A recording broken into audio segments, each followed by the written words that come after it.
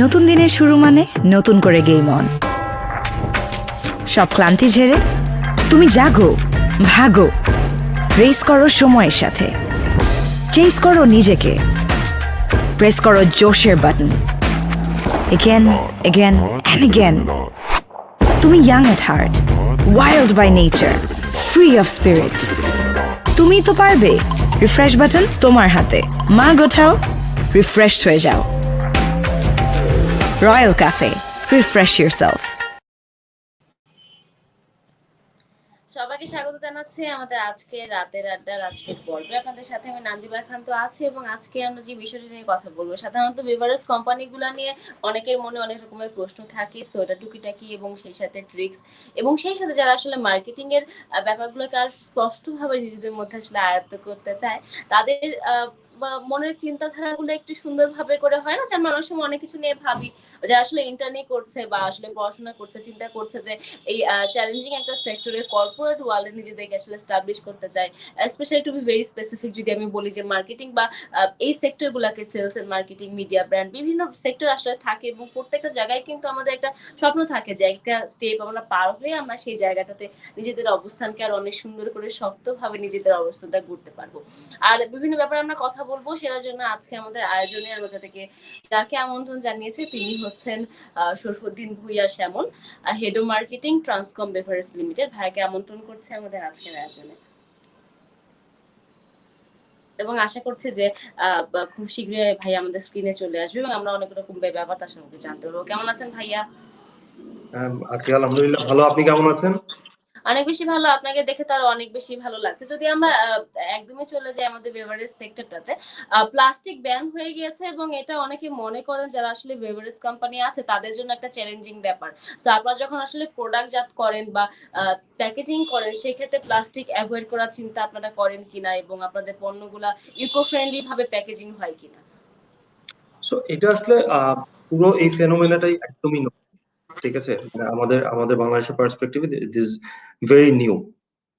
So এটা নিয়ে এখনো কাজ হচ্ছে, নট অনলি বেভারেজ ইন্ডাস্ট্রি, পুরো অ্যাক্রস দ্য ক্যাটাগরি, সব এফএমসিজি তে যারা ইনফ্যাক্ট এই প্লাস্টিক জাতীয় ম্যাটেরিয়ালস গুলো ইউজ করে, so everyone is working on that. So I think hopefully in a year or two you will get a positive response. So প্রত্যাশা করি যে এই ব্যাপারগুলো আসলে খুব সুন্দরভাবে সমাধান হবে এবং আমরা এটা একটা সলিউশন খুব সুন্দরভাবে পাবো, কারণ এটা আসলে একটা ইফেক্ট ফেলে আমাদের ওভারঅল জীবনে। কিন্তু সেই প্রসঙ্গটা যদি থেকে বের হয়ে আমরা আরেকটা জিনিস করি যে প্রত্যেকটা জিনিসেরই কিন্তু আসলে একটা মেয়াদ থাকে এবং মেয়াদ উত্তীর্ণ জিনিস আসলে এই সময়টা অনেক বেশি challenging. So to be very specific, আপনাদের যে প্রোডাক্টগুলো কোনো কারণে আসলে মেয়াদ উত্তীর্ণ হয়ে গেল কিন্তু সেল হলো না, সেটা আসলে আপনারা কিভাবে রিকভার করেন বা সেই জিনিসগুলো আসলে কোথায় যায়? সো যেটা হয় যে ধরেন আপনার প্রত্যেকটা কোম্পানির এই ধরনের এই ইস্যুগুলোকে আমরা ড্যামেজ অথবা এক্সপায়ারি বলি, ঠিক আছে? সো এই জিনিসগুলো সবারই একটা পলিসি আছে। Every company has their own policy of taking it back or reimbursement. So ওই পলিসিটা ফলো করি every company, not only beverages, like other companies as well. আমাদের বেভারেজ ইন্ডাস্ট্রিতেও যদি আমি স্পেসিফিক্যালি বলি, so everyone has their own policy of taking it back or reimbursement, okay, so that the retailer gets the fresh product. So এই চেষ্টাটা আসলে সবারই থাকে, so everyone tries to do that. হ্যাঁ, সো সেটা আমরা জানি যে সবাই চেষ্টা করে, কিন্তু আপনি যদি আমাদেরকে বলেন, মানে আপনি ওভারঅল এভারেজ একটা অ্যান্সার দিতে পারেন যে জিনিসগুলো আসলে কোথায় যায় বা ওটা কি আসলে আবারও মানে পুনঃ প্রস্তুতকরণের কোনো ব্যাপার থাকে নাকি ডেট এক্সপায়ার হয়ে গেলে ওটা আসলে ওয়েস্টেজ হিসেবেই ধরে যায়? এটা টোটালি যেটা হয় যে এটা একদমই ড্যামেজ করে ফেলা হয় এই প্রোডাক্টটা, স্পেশালি ওই লিকুইডটা একদম টোটালি ড্যামেজ করে ফেলা হয়। সো এই জিনিসটা এমন ভাবে আনা হয় যেন লাইক এটা একদম চোখের সামনে নিজেদের একটা টিম থাকে, ওই টিমের সামনেই এটা ড্যামেজ করা হয়, so that it doesn't go out. Okay, cause listen, brand যেই ব্যাপারটা হচ্ছে এটা আসলে একদিনে দাঁড়ায় না। It's more of it's about reputation, ঠিক আছে? সো আপনার ওই সাময়িক একটা ভুলের জন্য আপনি ওভার দ্য ইয়ার্স একটা ডেভেলপ ব্র্যান্ড, একটা স্ট্রং ব্র্যান্ডকে you don't want to destroy. No one will, okay, no marketer, no brand manager, no one, no owner. So ওই জায়গা থেকে আসলে এই জিনিসটা করা হয় আর কি, টোটালি ড্যামেজ করে ফেলা হয়। একদমই তাই। সো আরেকটা প্রসঙ্গ যদি আমরা মানে আসি যে বরাবর এখন সবাই খুব হেলথি থাকতে চায় বা স্লিম থাকতে চায় বা খাদ্যদ্রব্যের ক্ষেত্রেও কিন্তু অনেক রকমের মানে সেই ফুড হ্যাবিট গুলো অনেকে অনেকটা অভ্যস্ত হচ্ছে হেলথি খাবো বা এই খাবো। তো সেটার উপলক্ষে আরেকটা স্পেসিফিক পয়েন্ট হচ্ছে অনেকে ডায়েট করে। সো আপনারা যারা বলেন যে আসলে আ আ কোলেস্টেরল ফ্রি বা 0% কোলেস্টেরল এবং সেই সাথে ডায়েটের জন্য স্পেসিফিকলি অনেক রকমের বেভারেজ আসলে ড্রিংকস গুলা হয়। সো এগুলা কি আদৌ কোলেস্টেরলটা মেইনটেইন করা আপনাদের জন্য কি কঠিন হয়ে যাচ্ছে? নাকি এটা আসলে এভাবে করে অনেকটা এই সময়ে উপযোগী একটা ডিসিশন যে আ আ কোলেস্টেরল ফ্রি বা ডায়েটের জন্য একটা ড্রিংকস বের করা? Thank you very effective question. So যেটা হচ্ছে যে দেখেন এই যে কোলেস্টেরলের ব্যাপারগুলো বলেন, ডায়েটের ব্যাপারগুলো বলেন, সো আপনি যদি একটু ঢাকা থেকে শহর থেকে যদি আপনি একটু স্টেপ আউট করেন, তাহলে আপনি দেখবেন কাউকে যদি জিজ্ঞেস করেন cholesterol, they will say what is this? এটা আবার কি জিনিস? সো ওই ডায়েটের এই ব্যাপারগুলো অনেকটাই হচ্ছে আসলে শহর কেন্দ্রিক। ঠিক আছে? সো আপনি ন্যাশনালি প্যান বাংলাদেশ যদি বলেন তাহলে এই জিনিসটা এখন ওইভাবে ওই অ্যাওয়ারনেসটা বিল্ড আপ করেনি। সো যার কারণে এই ব্যাপারটা একদমই খুব ভেরি নিশ, আমি বলবো একদম সেগমেন্টেড একটা জায়গায় আছে এখন এই হেলথ কনসিয়াসনেস, দেন হচ্ছে আপনার এই ক্যালোরি, এই জিনিসগুলোর ব্যাপারে। আচ্ছা। এবং বর্তমানে কিন্তু আসল নকল নিয়ে একটা যুদ্ধ চলছে। অনেক সময় এমন হয় যে কিছু অসাধু ব্যবসায়ীরা আপনাদের মোড়কে আসলে কোনো নকল কোনো প্রোডাক্ট বেভারেজ বা আসলে পানীয় ভরে দিচ্ছে এবং আল্টিমেটলি কিন্তু ওদের দোষ দিয়ে পড়ছে হচ্ছে কোম্পানিগুলোর উপর। সো এই জিনিসগুলাকে আসলে আপনাদের কাছে কতটা চ্যালেঞ্জিং এবং এটার জন্য আসলে কাস্টমারদের জন্য কোনো পয়েন্ট আছে কিনা যে এই মোড়কে এই জিনিসটা দেখে আপনারা কিনলে বা বারকোড বা এই জিনিসগুলো দেখে কিনলে আসলে ভুক্তভোগী হওয়ার সম্ভাবনা কম? না, প্রত্যেকটা প্রোডাক্টেরই একটা বারকোড থাকে। প্রত্যেকটা প্রোডাক্টের একটা বারকোড থাকে যেটা দিয়ে ইউ ক্যান আইডেন্টিফাই যে হ্যাঁ, এটা এই প্রোডাক্টটা হচ্ছে এই এসকিউ এর, এই ব্র্যান্ডের, যেটা আপনি বারকোড রিডার দিয়ে ইদার বারকোড অর হচ্ছে কিউআর কোড, এই জিনিসগুলো স্পেশালি বারকোডটা তো থাকেই সবগুলোতে।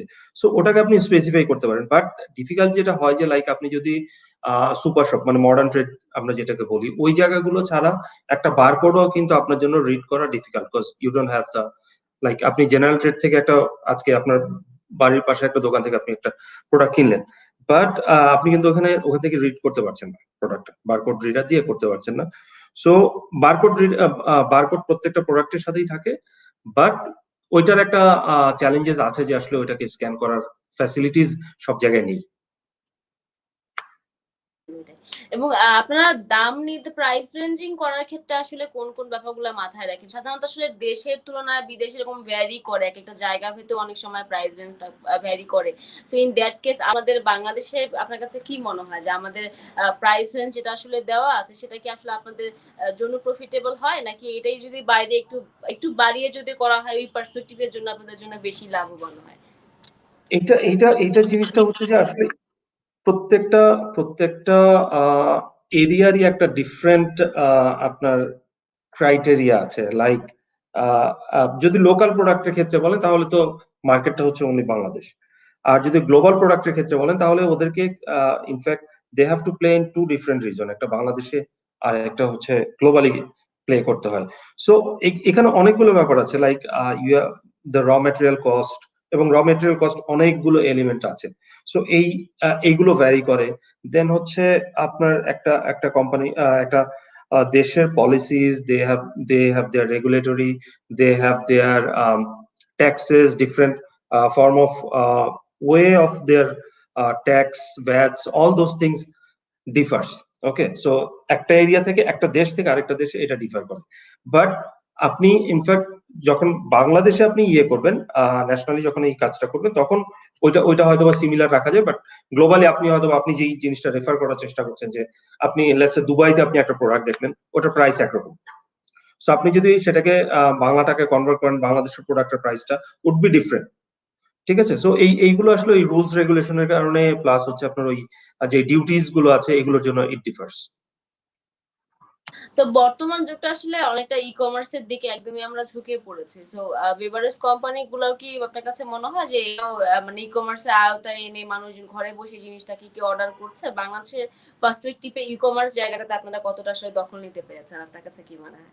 তো ই কমার্স এর কথা যদি বলি, লাইক এটা it was part of the business, but over last 2 years, especially after the corona, so ecommerce started booming, যেখানে আসলে অন্যান্য বিজনেস গুলো স্ট্রাগল করছিল, সবগুলো সেগমেন্টই more or less, specially beverage, ice creams, so এগুলো স্ট্রাগল করছিল।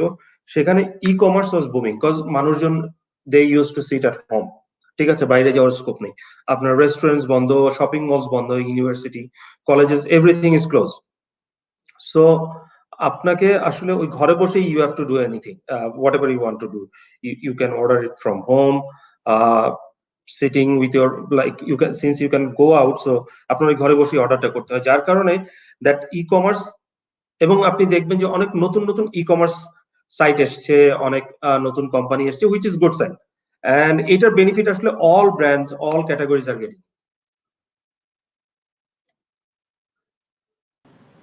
হ্যাঁ, একদমই তাই। আমরা যদি এখন আরেকটা প্রসঙ্গতে মানে আসি যে হয় না যে অনেকে আসলে ড্রিম থাকে যে আপনার যে পজিশনটায় আছেন সেটা তো আসলে ওই জায়গাটা আসলে গ্র্যাব করা। যারা এখনই আসলে ইন্টার্ন করে বের হয়েছে বা বিভিন্ন কোম্পানিতে ইন্টার্নি শুরু করেছে বা এখনো পড়াশোনা করছে। তো আপনার কাছে কি মনে হয় যে আমাদের শিক্ষা ব্যবস্থা আসলে খুব জব ফ্রেন্ডলি কিনা, বা যারা আসলে একাডেমিক একটা জিনিস থেকে বের হয়ে হুট করে জব লাইনে ভালো করতে পারছে কিনা? নাকি আপনি মনে করেন আমরা যদি একটু ইউরোপের দিকে যাই বা ওই ফরেন জায়গাটাতে যায়, তারা একই সাথে কিন্তু পড়াশোনা করছে এবং স্টাডি করছে, যার জন্য কিন্তু আসলে সেই জব জায়গাটা কিন্তু আসলে ভ্যালুটাও ক্রিয়েট হচ্ছে এবং তারা মানে বুঝতে পারে যে জবের এই এনভায়রনমেন্টটা বা ওই জায়গাটাতে আসলে কি রকমের টেকনিক্যাল জিনিস বা কেমন স্কিল দরকার। তো ব্যাপারটাকে আপনি কিভাবে দেখছেন এবং আপনার চোখে কি মনে হয় যে আমাদের বাংলাদেশে যারা শিক্ষার্থী আছে তাদেরকে কর্পোরেট বা এই সেক্টরটাতে যারা যদি আসলে স্টাবলিশ হতে চায়, একদম এডুকেশনাল জায়গাটাতে আসলে কি কি পরিবর্তন আনা প্রয়োজন? না, এডুকেশনাল সিস্টেমটাই তো আসলে ইটস এ হিউজ থিং, মানে immediately you can't change it, এই ফরম্যাটটা। অ্যান্ড যেটা হচ্ছে যে আপনি যদি বাইরের দেশে থাকে সাথে আমাদের কম্পেয়ার করেন, সো কিছুটা ওখানে ডিফারেন্স আছে। একটা জিনিস যেটা হচ্ছে যে লাইক প্র্যাকটিক্যাল লাইফের এক্সপিরিয়েন্সটা দ্যাট রিয়েলি ওয়ার্কস এ লট। আমাদের যেটা হয় যে আমরা যখন আমরা এডুকেশনাল ইনস্টিটিউশনে থাকি, ইউনিভার্সিটিতে থাকি, আন্ডার গ্র্যাড করি, কিংবা আমরা পোস্ট গ্র্যাড করে আমরা কোর্স শেষ করে, then we go for a job or we go for an internship, then finally permanently we get into job. But এখানে বেশ কিছু জিনিস আছে। একটা হচ্ছে যে আমি যদি মানে স্টাডি করার পাশাপাশি if I can manage to get some kind of experience, like it can B A part time job, okay, during your student life, আপনি হয়তোবা কোনো, আমি যদি মার্কেটিং ফিল্ডে যারা আছে তাদের জন্য যদি আমি বলি, marketing students who want to be the marketeers in future, তাদের জন্য লাইক অনেক এজেন্সি আছে, যারা creative agencies, events activations, even media agency, so যে যেই সেক্টরটাতে কাজ করতে চায়, সেই সেখানে যদি পসিবল হয়, তাহলে আই উড সে যে পড়ালেখার পাশাপাশি একটা সার্টেন টাইম ওই জায়গাটা ইনভলভ থাকা, as a intern, as a temporary employee, just to learn.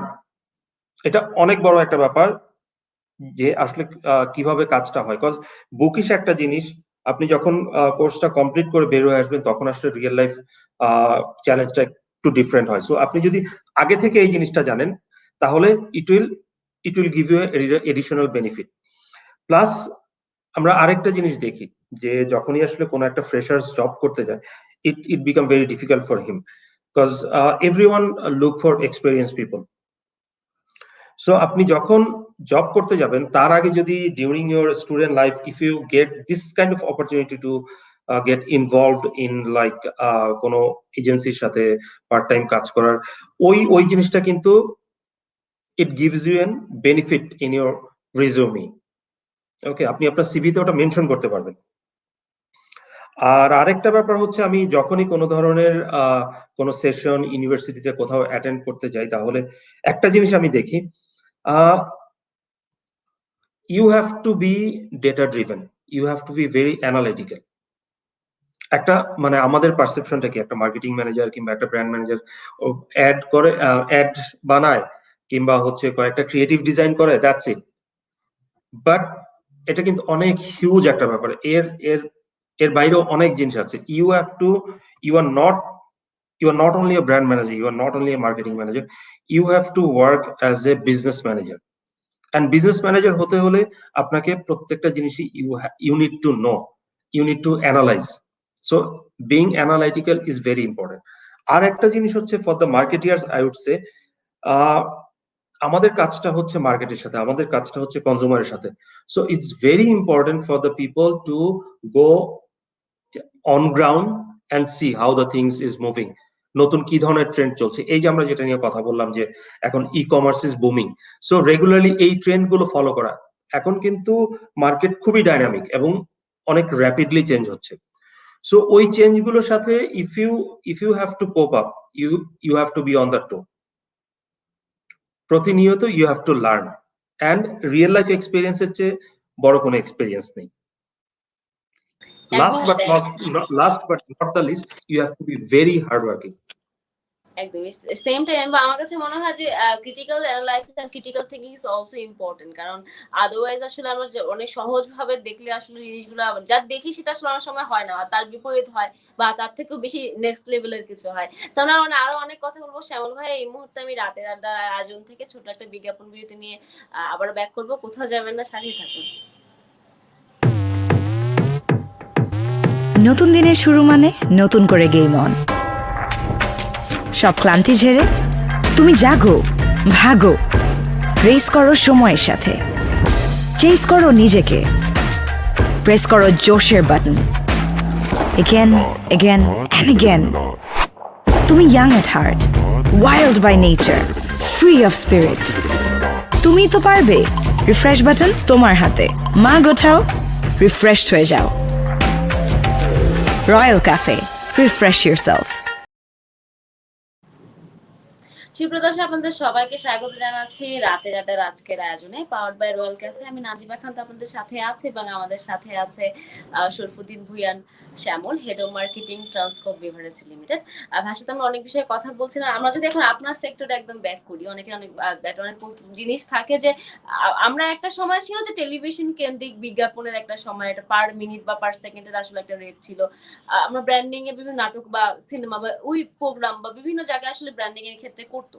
এখন কিন্তু একদম ডিজিটাল জায়গাটাতে চলে এসেছে, ইউটিউবে বা ভিউর উপরে অনেক বেশি মানে ডিপেন্ড করে অনেক কিছু, এবং কোম্পানিগুলোর সাথে অনেক বেশি ইন্টারেস্ট হয়। এই যে একটা ডেভুলেশন এবং ট্রান্সফরমেশন গত 5 বছর থেকে চিন্তা করে, 5 বছর বা 10 বছর, বা যদি আমরা সেই 10 বছরও চিন্তা করি, সেই তুলনায় কিন্তু আসলে অনেক বেশি মার্কেটটাও গ্রো করেছে, ডিজিটাল মার্কেটটা। সো এই ক্ষেত্রে আসলে আপনাদের ব্র্যান্ডিং এর ক্ষেত্রে আপনারা কি মানে টিভিটাকে একদমই ইগনোর করে দিচ্ছেন, বা আপনাদের কাছে মনে হচ্ছে টেলিভিশনের থেকে ডিজিটাল প্ল্যাটফর্মটাই বেশি আপনাদের জন্য উপযোগী মার্কেটিং এর ক্ষেত্রে বা আসলে প্রচারণার ক্ষেত্রে? সো এখানে যেটা হচ্ছে যে আই উড সে যে over last 5 years digital is booming like anything. খুব র্যাপিডলি ডিজিটাল গ্রো করছে। বাট আমি যদি still if I talk about the media penetration, like we have got our media vehicles, TV হচ্ছে একটা, print, digital, radio, and there others tools as well, যেগুলোকে আমরা media vehicle বলে থাকি। So আপনি যদি এগুলো পেনিট্রেশন বলেন, রিচ বলেন, তাহলে still TV is much higher. TV is much higher than any other media. But the fact is digital is growing, এবং আমাদের হ্যাবিটটা খুব র্যাপিডলি চেঞ্জ হচ্ছে। আমরা এখন টিভিতে কোনো একটা নাটক দেখা, হয়তো আমরা we don't wait for that. একটা ভালো নাটক আসলে ওটা রিভিউ দেখে আমরা এরপরে এই জিনিসটা আমরা ইউটিউবে দেখি, স্পেশালি ডিউরিং ঈদ। ঈদে কিন্তু অনেক রকম প্রোগ্রাম হয়, অনেক রকম নাটক হয়, অনেক রকম টেলিফিল্ম হয়। বাট যেই জিনিসটা হয় যে এই এই প্রোগ্রামগুলোর একটা রেটিং হয়। So I got to know যে হ্যাঁ এই নাটকটা ভালো কিংবা এই টেলিফিল্মটা ভালো। সেটা আমি কি করি, আমি পরে ইউটিউবে আমি ওটা দেখে নিই, cause there you can see মানে কোনো ধরনের ইন্টারাপশন ছাড়া আপনি আপনার প্রয়োজন মতো আপনি দেখতে পাচ্ছেন।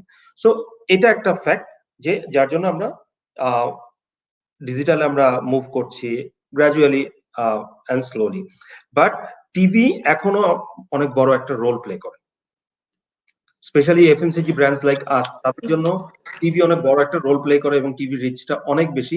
যার জন্য TV you can't skip TV. TV avoid করে আপনি অন্য ভেহিকেলে যাওয়ার মানে not possible. You have to be on the TV. Beside এখন যেহেতু ডিজিটালটা booming, you have to catch that platform as well. ওইটাই। তো এটি আমি আসলে মিস করে যাই। আমরা ডিজিটাল নিয়ে বেশি মাতামাতি করি। কিন্তু আসলে দিন শেষে আসলে প্রত্যেকটা জিনিসই কিন্তু আসলে ভ্যালুয়েবল একটা জায়গা ক্রিয়েট করে। তো আমরা আরো অনেক প্রসঙ্গে কথা বলবো। আমাদের আরেকটা পার্ট আমরা জানি যে কর্পোরেটের একটা পার্ট আছে যেটা আসলে মানে সোশ্যাল মানুষদের জন্য বা সোশ্যাল মানে ইমপ্যাক্ট ফেলার জন্য একটা গুরুত্বপূর্ণ ভূমিকা পালন করে সেটা হচ্ছে সিএসআর। সো এখন আমরা একটা সিএসআর প্রজেক্টের ক্লিপ দেখে আবারও ব্যাক করছি। কথা যাবে না। সাথেই থাকুন শ্যামল ভাই আর অনেক কিছু আপনার কাছ থেকে জানার আছে। The Arnold Twin একটা CSR project, Corporate Social Responsibility.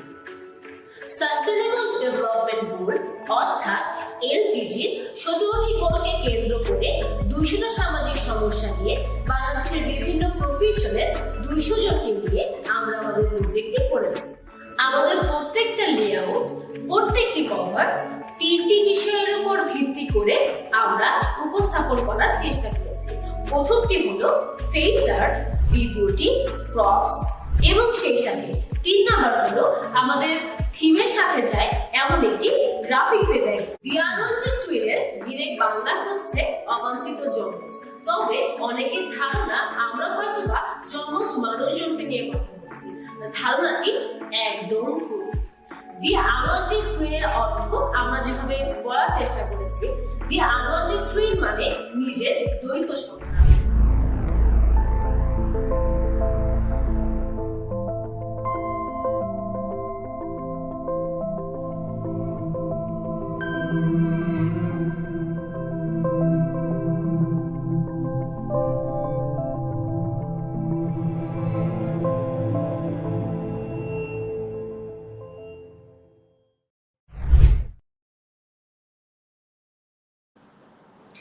সুপ্রদর্শক আপনাদের সবাইকে আবারও স্বাগত জানাচ্ছি আমাদের আজকের আয়োজনে এবং শ্যামল ভাই আমরা একটা ক্লিপ দেখছিলাম আপনি অনেক বিশদভাবে এই জায়গাটাতে আসলে বিলং করেন এবং আপনাদের সিএসআর ফান্ডিং গুলো ডেফিনেটলি আমাদের সমাজে কোনো না কোনো কাজে অনেক বেশি ইম্প্যাক্ট ফেলে। সো আপনি সিএসআর প্রজেক্ট সম্পর্কে আপনি যদি আমাদেরকে দর্শকদের একটু বিস্তারিত বলতেন যে আপনাদের কর্পোরেট সেক্টরটা থেকে আসলে এই ব্যাপার এসডিজি বা সিএসআর এ আপনারা কতটুকু ভূমিকা পালন করেন। তো এটা যেটা হচ্ছে যে দেখেন আমাদের তো লার্জার গ্রুপ, সো ওরকম সিএসআর আসলে আমাদের হয়ে থাকে।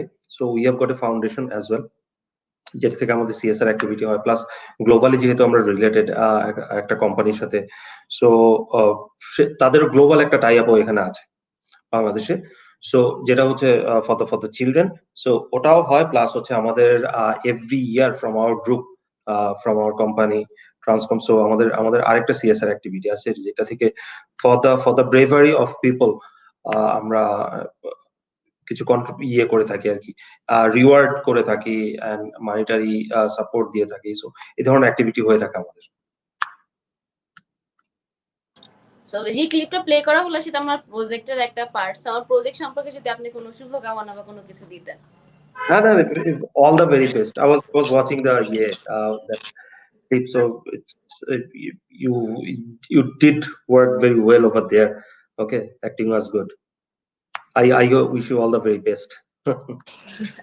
Thank you. আমরা অনুষ্ঠানের একেবারেই শেষ পর্যায়ে চলে এসেছি। সো আমাদের অনুষ্ঠান সম্পর্কে যদি আপনার কোনো কিছু বলার থাকে এবং সেই সাথে সর্বশেষ দর্শকদের উদ্দেশ্যে যদি কোনো কিছু বলার থাকে। Uh, so, thank you for this initiative. এটা এটা একটা জিনিস যেটা মনে হয় লাইক আমি আমার ক্ষুদ্র জ্ঞানে I try to say whatever I know, and especially I hope that এই জিনিসটা যে আমি আমি যে কথাগুলো বললাম এটা এন্টায়ারলি আমার পার্সোনাল এন্ড প্রফেশনাল লাইফ থেকে যে লার্নিং গুলো আমি পেয়েছি ওভার দ্য ইয়ার্স, সেই জিনিসগুলো আমি শেয়ার করলাম। আশা করি এই ব্যাপারগুলো নতুন যারা আছে, যারা they are waiting to get into the job market, এবং যারা ফ্রেশার্স, সো আই বিলিভ এই জিনিসগুলো কিছুটাও যদি এখান থেকে কোনো টিপস কোনো কিছু যদি তাদের কাজে লাগে, that will be I'll be grateful. Okay, and those who are coming into the market, all the very best for you. একদমই তাই এবং আজকে যে লাইভটা যে প্ল্যাটফর্ম থেকে আসলে স্ট্রিমিং হচ্ছে এসকে মিডিয়া, সেটা নিয়ে যদি আপনি কোনো কিছু বলতে চান।